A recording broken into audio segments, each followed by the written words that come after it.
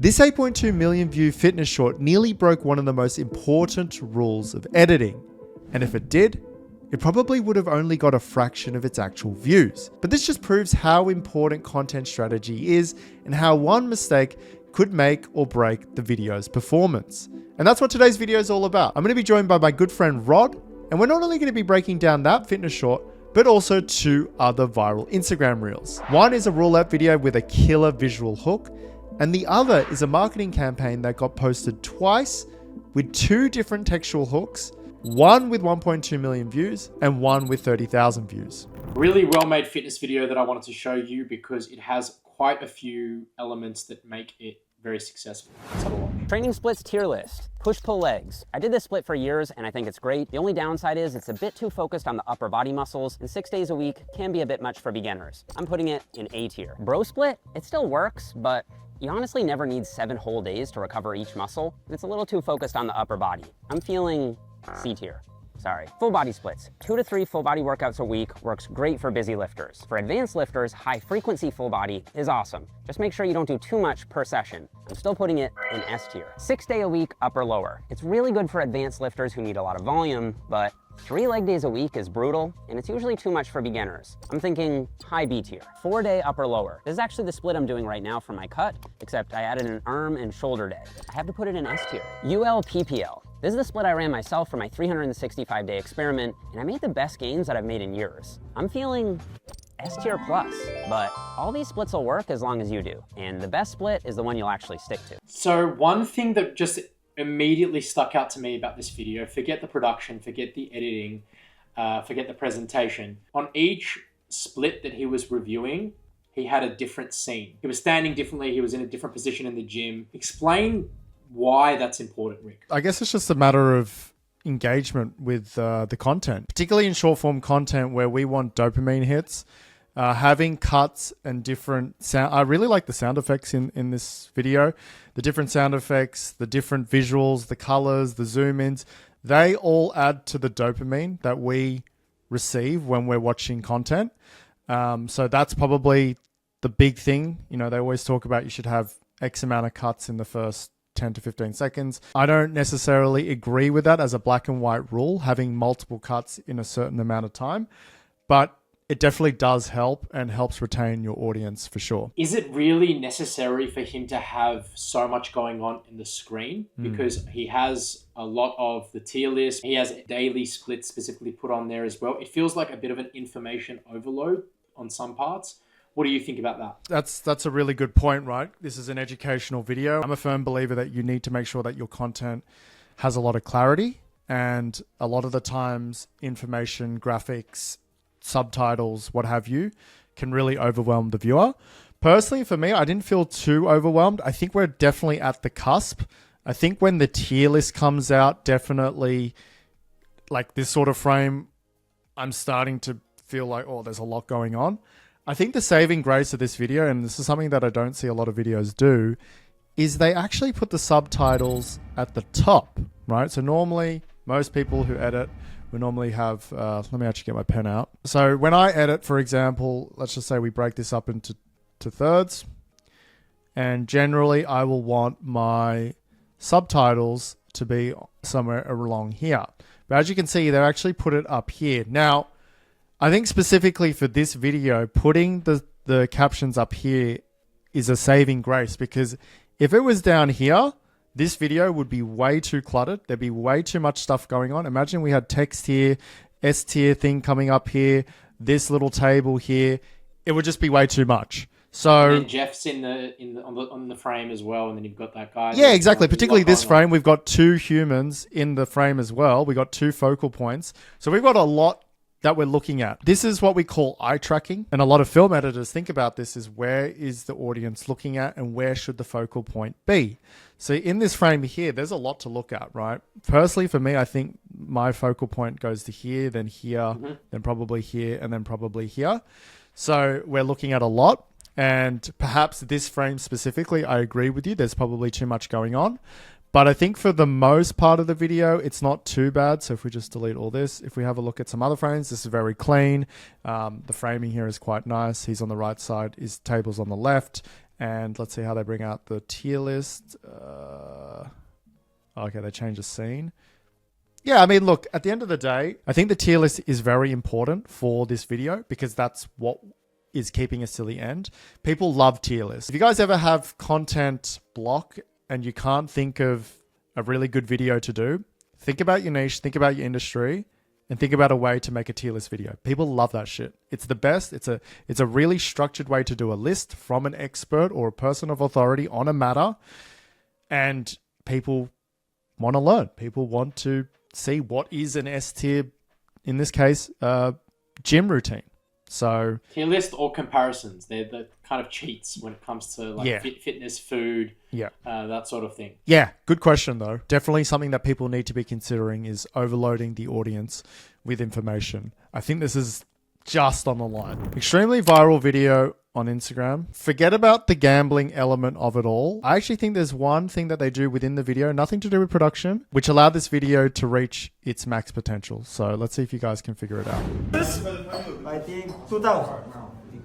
All in. Okay, sir, you can start, please. Yeah, all in. Komm, mein Kleiner, der muss einfach einmal reingehen. Komm, mein Kleiner, einmal muss der reinflattern jetzt. Ich küsse dein Herz, Bruder. Bitte, gönn mir den Hit, mein Kleiner Stinky. Komm schon jetzt rein, bitte, bitte, komm schon, Baby, komm schon, rein, komm. Was denn jetzt nun? Mann, ey, der hält. Komm, nein. Fuck, Digga! So I'm not sure. I'm actually going to say something that's actually about the production, which is okay. I like the POV style that he's got here. So he's going from the person that's placing the bet in one frame into the dealer, and that interaction is POV, and then straight into the looking at the roulette wheel. Obviously, the German swearing and the German "Ein Schwein" also adds to the video, but that's the part of it that really gets me involved, is the way it's shot. You're probably thinking something else, aren't you? Yeah, to be honest, yeah, that's a great point you bring up. It wasn't quite what I was thinking, but you're right. The way it's filmed is actually really good. But the thing that I think is genius about this, and I don't know if they consciously did this, but I think this makes a big difference. The way they stack the chips. We are all very visual. If you showed me a chip that was $1,000, but it was one chip, right? Or two chips, the significance and the stakes of the video is not heightened. Visually, this looks like a shitload of money, the way they've stacked it. That's why I think it's really important when, particularly with content, everything, and you know, there's definitely negatives with social media when we are sensationalizing this sort of stuff, but we're talking purely from video performance. You need to sensationalize the activities that you're doing. For a lot of people, they look at this and they don't even actually care how much money it is. They go, oh my God, look how much money he's risking. That's the visual cue that we see. And another thing as well, people don't watch this with sound on. So the guy actually says it's 2,000, right? Or he asks the dealer, how much is this? And he goes, oh, it's about 2,000. If you're watching this without sound, you might think this is like thousands of dollars. Yeah, for me, that was the big reason that I think hooks people in. And then I think, yeah, the German swearing and what you said about the videography here is simple with a phone, but that's what carries the audience to the end. This is not only a well-made video, but the marketing tactic that they've employed in this video I thought was quite interesting. It's a great example of guerrilla marketing. But when I was looking at their account, I noticed something interesting. This video had been uploaded twice, the same video with two different hooks. This one got 1.2 million views. And then I'll show you guys the one after with the other hook that got 30,000 views. But let's watch the video first and we'll get into that in a second. We became the most hated brand in Australia overnight. People come back to their cars and they think that they've got a parking fine. I'm saying this.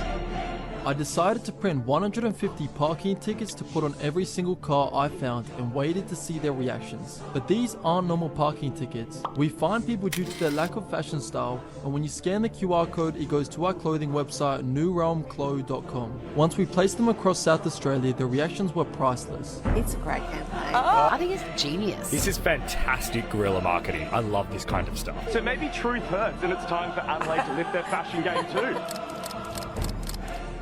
We went from being an unknown brand to one that people all across Australia love. So go up your fashion style by visiting newrealmclo.com before you end up finding a parking ticket on your car. I guess there's two questions in this video. Let's talk about their marketing tactic. What do you are they crossing the line there with this Parking ticket It's marketing. not illegal, right? I'm pretty sure it's not illegal, and they've obviously done pretty well with it. I think whatever works. I mean, if it works, go for it, do it. It's a pretty harmless joke, in my opinion. I actually like the hook of this video because the most hated, like overnight, what did they do to be so hated? Yeah. Do you know what I mean? And I think that that just automatically brings a level of curiosity and intrigue where I want to know more about it. And then they turn it into like more of a prank. So, people hate it because people are thinking they've got fines. That's a really good storyline in my opinion. And then obviously all of the clips in there as well adds to that. But Yeah. I think the hook makes this video. Without the hook, you're not really going to care. I'm intrigued to see if this one is the 30,000 one or the 1.2 million one. I would be very surprised if this one is not the 1.2 million one. I reckon the 30,000 one is probably going to be something like, we tried this new way of marketing by giving people fines. Whereas this one is a little bit more of the shock value, curiosity. We are hated. Like everyone is hating us now. We made a big mistake sort of level of curiosity. Yeah, it's. I think it's really important here. It's something that we don't really talk about, but I think language is very important with hooks. They've gone for a very, like you said, shocking. We are the most hated. That's got venom in it. You know, it's a very powerful term. And generally, when people see that, they're going to go, "Yeah, why are they the most hated?" So let's now take a look at the other video and see that if you've got their... Am I right, by the way? I'm You're really close. interested to see if I'm right. So, as you can see, the second video here, last time we did this, we nearly got sued. So, it's the exact same video. It's the exact same video. I think this is something that's really underrated for people who don't study content. People don't realize that just these words has made such a big difference, and there are countless examples of videos that got posted, a small tweak made it go from 30x its original views. The way you package it is extremely important. Let's actually kind of dive deeper into why this doesn't hit as hard. Do you have maybe a theory why this one is not as good as this one? Well, the thing that I can think of automatically is the wording. The wording is different. Most hated brand. So they are a clothing brand. So it's directly addressing the fact that they are the most hated clothing brand. So we want to know, why are they hated? Yeah. So nearly got sued. It's on the same line of thinking, but I don't think it's as powerful because... it doesn't really relate to them. You don't really care why someone would get sued. Yeah. Whereas you care more about the fact that they are a hated brand because they are a brand, right? Yeah. So yeah. So It in the first one, I think it addresses them specifically more than in the second video. yeah, so for me, the big difference is that we have two curiosity loops that are being opened in the here's how we became the most hated brand. The first one is how did they become hated? And the second one is what brand are they talking about? Right? Because this could be I don't know how big these guys are, but this could be a brand that's really big. The problem with this one is last time we did this, we nearly got sued. It opens one curiosity loop of like, oh, what did they do to nearly get sued? But the problem is when you say we nearly got sued, you're kind of, it's not as strong. It's not as powerful. Now, obviously there's an ethical dilemma with clickbait. You don't want to cross the line and just, I guess, spread or provide false information. So I respect that they've stayed within the ethical boundaries of clickbait. But at the same time, they didn't really, it just doesn't hit right. If they said last time we did this, we got sued, I think it's probably maybe not as good as most hated brand, but it's still pretty good. But once again, there's still only one curiosity loop that's being open. What did they do to get sued? I'm not really caring about who they are. Whereas I think a brand, I will care a little bit more. Of course, we could be analyzing this and it could just all be futile because it's possible that it's all just paid ads. You know, this got posted 26th of June, 30th of March. So obviously this has been around for a lot longer. It'll be interesting to see in 2 months' time if this video managed to get to this level. But usually with content, most of your views will come at the very beginning and then kind of plateau off at the end. So if they've only got to 31K and this was posted nearly 3 months ago now, I think it's fair to say that yeah, this one has just performed a lot better than their last one. Let us know in the comments which of these 3 videos you like the most and whether or not you think these little content strategies would have made a significant impact on the video's performance. And if you need help with your short form content strategy, then get in contact with Rod and I through the link in the description below. Otherwise, leave a like and subscribe to see the next short form content breakdown.